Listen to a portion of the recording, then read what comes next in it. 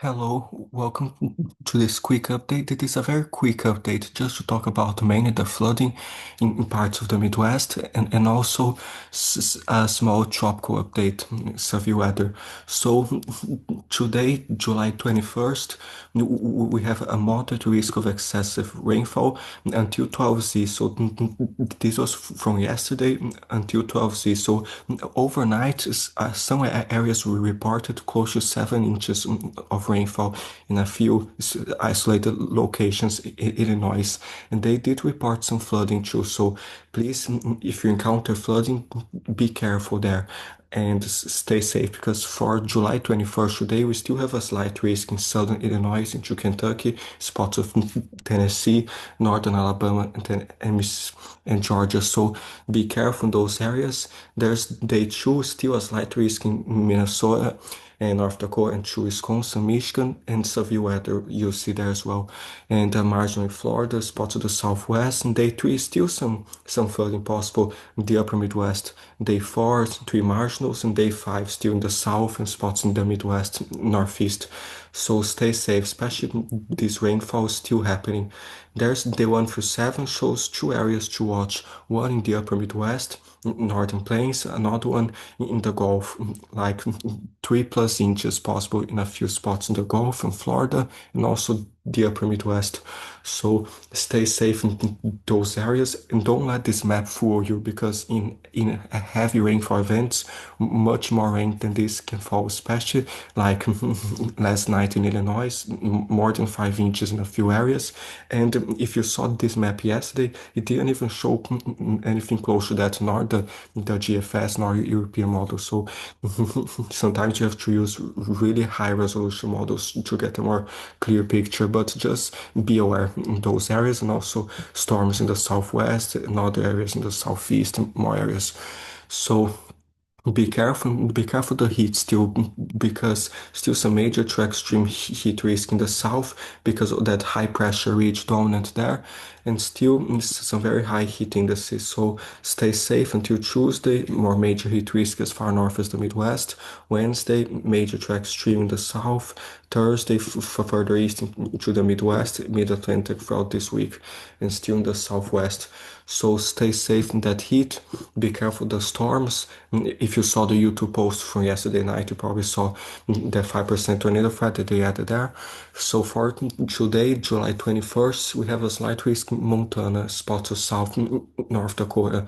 So we do have a 2% tornado threat in the Dakotas and Minnesota. Wind threat also 15 and 5%, and some hail as well in those areas. So be careful in a few general storms in the south and other areas. So severe storms capable of producing severe damaging winds, large hail, perhaps a tornado to expect in parts of northern Great Plains. Additional isolated strong to severe storms possible in the central plains. So be careful in those areas. Day two is interesting because there's this light risk in Minnesota and into Wisconsin, the Dakotas, and there's already a 2% tornado threat in those areas for tomorrow. So better monitor tomorrow closer. There's wind 15%, and also 5% in the southeast, a marginal there, and hail mainly there in the plains. So scared strong thunderstorm development may impact parts scared northern Rockies, the Great Plains to the upper Midwest on Tuesday into Tuesday night, posing at least risk for severe weather. So be careful and still a slight risk for Wednesday from Minnesota to northern Wisconsin, the UP of Michigan, and this marginal from Colorado to Montana. So be careful in some general storms in other areas. One or two organizing clusters of storms pose a risk for severe wind, perhaps some hail, possible in parts of the upper Midwest, Addison Great Lakes region Wednesday through Wednesday night. So be careful in those areas and stay safe. And last night and until 12Z, we still have this severe weather ongoing in those areas. So we do have a critical fire risk across Nevada, spots the Great Basin into the Rockies. So be careful in those areas and let's see, just 1 second.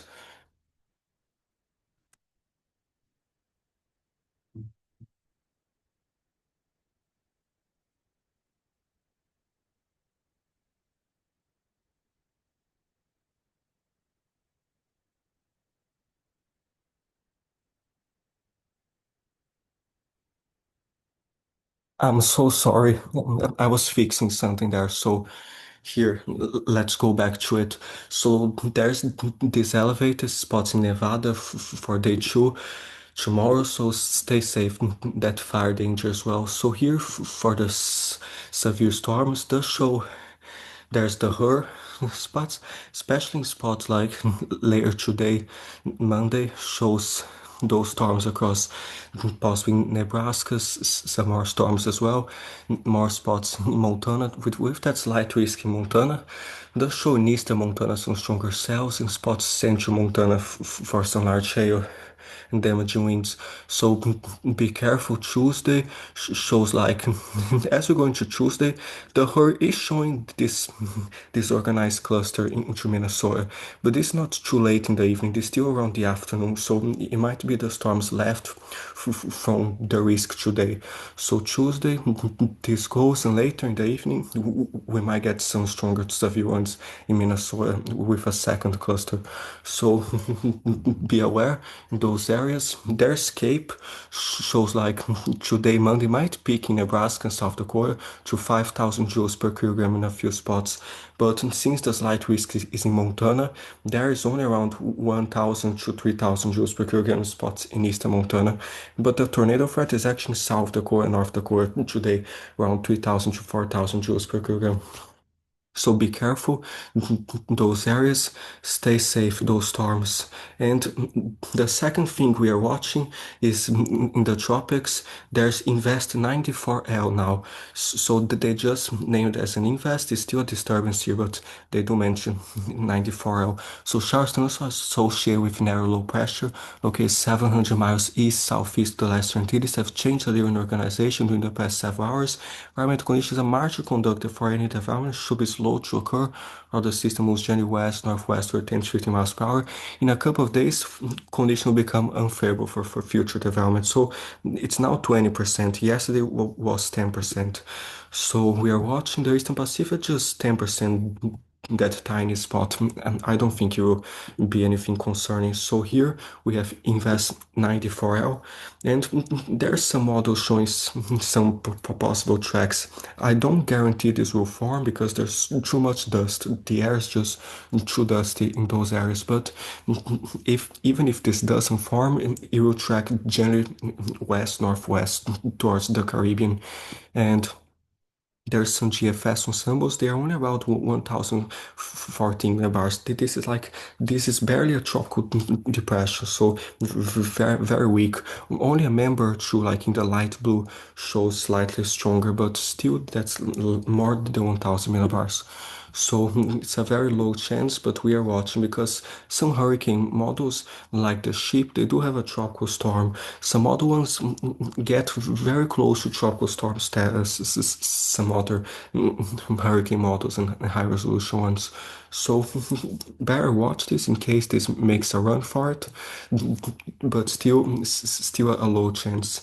So now there's like tropical Atlantic shows this wave there, this goes, but if it doesn't form, be careful in the Eastern Caribbean for more excessive rainfall and some storms. So even if it doesn't form, you need to be watching this there for some heavy rain and storms. So this goes, and the GFS operational, not even forming anything, but the 0Z European does show like the tropical wave there.